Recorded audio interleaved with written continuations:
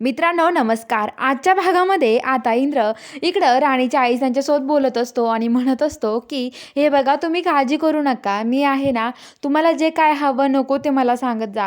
अहो राणी जशी आमच्या घरी सेवा करते, तशी मी तुमच्या घरी करतो आणि हे बघा काय झालं मग तुमचा मुलगा म्हणून हे केलं तर? आणि हे बघा आबा, बुवा तुम्ही लहानपणी आबा तुम्ही चांगले मित्र आहात ना हो. मी लहानपणापासून बघत आलोय. तुम्ही दोघं सोबतच काम करताय फॅक्टरीमध्ये आणि मी हे सगळं बघत आलोय ना, मला याचा खूप आनंद वाटतोय. आणि मी जेव्हापासून बघत आलो ना हे सगळं आणि तुम्ही कधीतरी मला खेळायला नेलंच असेल ना, मग काय झालं? अहो, एवढं काय त्याच्यामध्ये? मी श्रीमंताच्या घरचा आहे म्हणून तुम्ही असं करताय का? अहो, श्रीमंत आणि गरीब काहीच नसतं अहो बुवा. तुम्ही असं समजता ना, तुमच्या मने फक्त भास आहे. असं काहीच नसतं. रिॲलिटी म्हणजे हे काहीच नाही अहो बुवा. आणि हे बघा, मला तुमची सेवा करण्याचं भाग्य लाभलं हे समजतो. कारण राणी खूप चांगली मुलगी आहे. तुमच्या राणीसारखी बायको मला भेटली याचं मला भाग्य आहे, असं तो सांगत असतो. तर आता राणीची आई म्हणत असते, की "पण इंद्र सर आम्हाला बरोबर नाही वाटत हो तुम्ही असं पाणी वाहिलेलं. परत असं करू नका." तर आता इंद्र म्हणतो, की "हे बघा तुम्हाला नाही आवडत ना पाणी आणलेलं, तर मी परत नाही आणणार पाणी. काळजी करू नका तुम्ही." असं म्हणतो आणि आता ते लगेच इंद्र म्हणतो, "बरं चालेल ठीक आहे गं राणी. घ्या काळजी आईची आणि येतो मी. आता मी जातो कारण की घरी जाऊन मला अजून आवरायचंय. चल राणी जातो."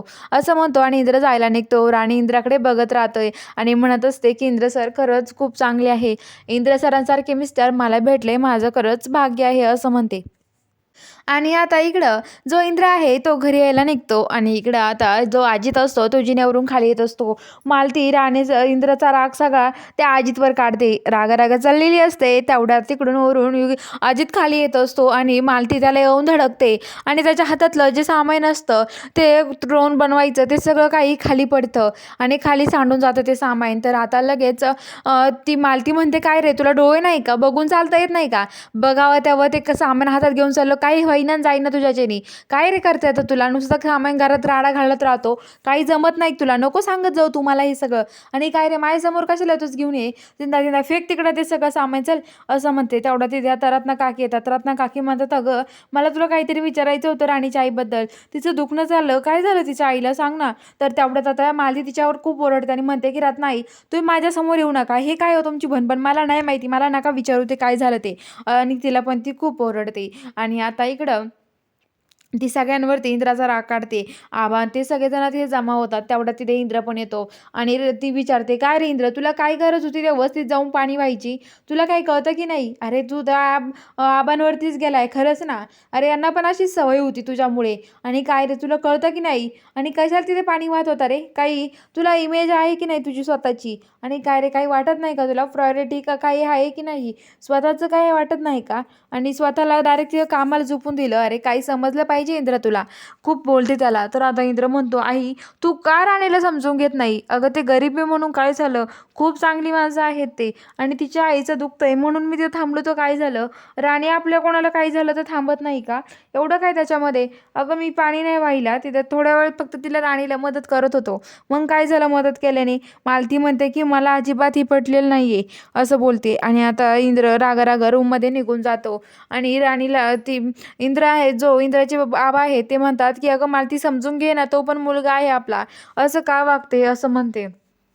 तर इकडे आता जी राणी आहे, राणी तिथे उभा असते, बाहेर येते डबा घेऊन. तेवढ्यात ती गोट्याला बोलवते आणि गोट्या पण येतो आणि गोट्याला म्हणते, "अरे गोट्या, हे बघ हा डबा घेऊन जा तू आणि इंद्र सरांना हा डबा दे ऑफिसमध्ये."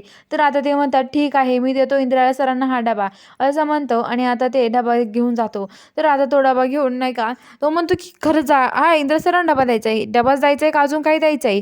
तुमचं प्रेम प्रकरण असेल काहीतरी. अगं नवरा-बायकोचा संसार सुखाचा चालला म्हटल्यावर काहीतरी असेलच तुमचं. काय राणे अजून सांग ना खरंच जायला." तर राणी म्हणते, "गोट्या गपचूप जातो का तू? का मार खायचा आहे तुला माझा?" तर आता गोट्या म्हणतो, "अगं राणी असं का ओरडते माझ्यावरती? ओरडू नको ना. मी नीट विचारलं तर नीट सांग ना. एवढं कशाला ओरडते?" तर राणी म्हणते, की "मग गोट्या तुला नुसत्याच चौकशा लागतात." तर आता लगेच तो म्हणतो, की "हो मग तुझ्या चौकशा नाही मी करणार नाही तर कोण करेल मग?" असं म्हणतात आणि आता लगेच जे गोट्या आहे तो म्हणतो, "काय गं राणे, तू इंद्र सरांना डबा देते हे माहिती आहे का घरामध्ये? आई आणि बुवांना माहिती आहे का? तू इंद्र सरांना डबा देते ते?" तर आता लगेच राणी म्हणते, की "हे बघा गोट्या गप्प बस." तर आता लगेच गोट्या म्हणतो, "थांब मी जातो त्यांना सांगतो सगळं काही." तर आता लगेच ती म्हणते, की "गपचूप राहतो का नाही तू? काय रे काय सांगतोस त्यांना? अजिबात काही सांगायचं नाही, नाहीतर मार खाशील माझा." असं म्हणते आणि त्याला मारायला धावते. तेवढ्यात आता तो म्हणतो, की "जातो बाबा मी इथून." आणि तो तिथून जातो. आणि आता राणी पण आता तिला राणीची आई आवाज देते. राणी पण आता घरात पळत जाते. इकडं उर्मिला आणि मालती प्लॅन करतात आणि रत्ना काकीजवळ येतात आणि म्हणतात, "रत्ना काकी तुम्हाला माझं चुकलं, माफ करा मला." आणि मालती त्यांच्यासमोर हात जोडून माफी मागते.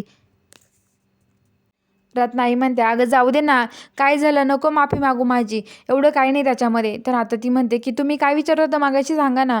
तर ती म्हणते, की "काही नाही अगं, जाऊ दे, तू खूप रागावते लगेच." तर आता ती म्हणते, "नाही सांगा ना." तर ती म्हणते, की "काही नाही अगं, राणीच्या आईच्या तब्येतीबद्दल विचारत होते मी, बरे आहे का नाही." तर ती म्हणते, की "चला मग आपण भेटून येऊयात." ती म्हणते, "आत्ता?" तर आता ती म्हणते, की "हो, चल आपण भेटून यात सगळेजण." आणि ते आता उर्मिला आणि ते सगळेजण भेटायला निघतात. आणि इकडे आता जी राणी आणि बुवा आहे ते दोघे बोलत असतात. राणीला बुवा खूप टेन्शनमध्ये असतात. राणी म्हणते, "ओ बुवा कशाला काळजी करताय तुम्ही? अहो इंद्र सर काहीतरी करेल. तुम्ही टेन्शन घेऊ नका." इंद्र सर म्हणले ना, "तुम्ही काही काळजी करू नका पैशाची. आपण करूयात ऑपरेशन." असं म्हणले. तर बुवा म्हणतात, की "अगं राणे ते मज म्हणू दे गं, पण मला बरोबर नाही वाटत त्यांच्याकडून पैसे घ्यायला. कसं वाटतं तू सांग बरं असं स्वैरधाऱ्याकडून पैसे घ्यायला? मला तर अजिबात नाही पटत ही गोष्ट." असं बोलतात. तर आता लगेच ते म्हणतात, की "हो ना." राणी म्हणते, की "हो, तुम्हाला पटत नाही हो, पण काय करणार आपण? आपल्याला आपल्या मदत करून घेऊ ना. मी आहे ना तिथे. मी त्यांच्या घरची सून आहे बुवा आता." असं म्हणत असते.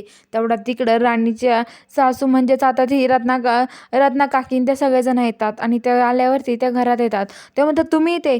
त्यांना बसायला खुर्ची आण राणी. तर आता बुवा जातात, खुर्ची घेऊन येतात. राणी त्यांना पाणी वगैरे देते आणि ते त्यांचा अपमान करतच राहतात. मग उर्मिला काहीही बोलत राहते. "तुमच्या घरी बसायला खुर्च्या नाही आहे का?" तर राणीची आई म्हणते, की "अहो खुर्च्या आहे बसायला, पण काय आहे ना, तुम्हाला सांगू का काय होतं, माणसं आल्यावरती ना ती जागा घरात पुरत नाही, घर छोटं आहे ना, त्यामुळे आम्ही काही खुर्च्या बाहेर ठेवतो." तेवढ्यात आता रोमिला म्हणते, की "म्हणजे तुमच्या घरात माणसं आलेत जास्त, तर तुम्ही माणसंसुद्धा बाहेर काढून देता की काय? म्हणजे जागा नाही म्हणून?" तर आता लगेच म्हणतात, "असं नाही आहे हो काही, पण आम्ही सांगतोय ना तुम्हाला जागा नव्हती ना त्यामुळं तिकडं बाहेर ठेवल्या होत्या." तेव्हा बुवाच्या खुर्च्या घेऊन येतात आणि खुर्च्या ठेवतात. तर आता ती म्हणते, की "बरी आहे का तुमची तब्येत? हे विचारायला आलोय आम्ही." असं मालती म्हणते. तर आता ती राणीची आई म्हणते, की "हो, तब्येत बरी आहे माझी, पण आता गोळ्या औषधं घ्यावंच लागतं ना." तर आता लगेच म्हणतात, की "गोळ्या औषधं, गोळ्या औषधाला पण बरेच पैसे लागत असेल. प्युरिटी म्हणजे खूप पैसे असतात गोळ्या औषधांना लागतात. पण आता काय करणार, घ्यावं लागतंय दुखण्यासाठी." असं राणीची आई बोलते.